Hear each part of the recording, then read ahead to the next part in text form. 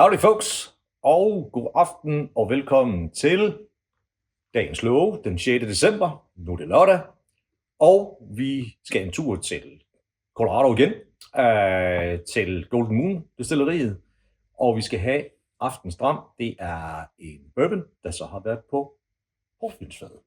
Og så kommer jeg med den. Ja!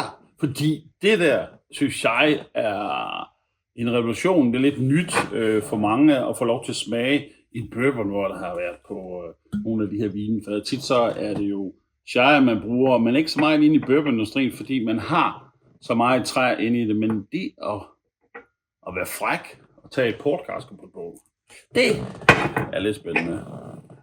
Golden Moon destilleri, det er blevet grundlagt i 2008, så det er jo også et forholdsvis nyt destilleri.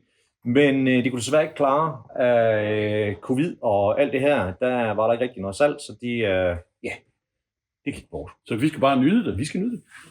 Det er det, vi skal. Men ufattelig lækker næse. Altså hold da op, der er meget i den her. Der er sådan en helt brun kage. Are you ready for a gunfight? It's not weather for man or beast, but skal vi lige skåle?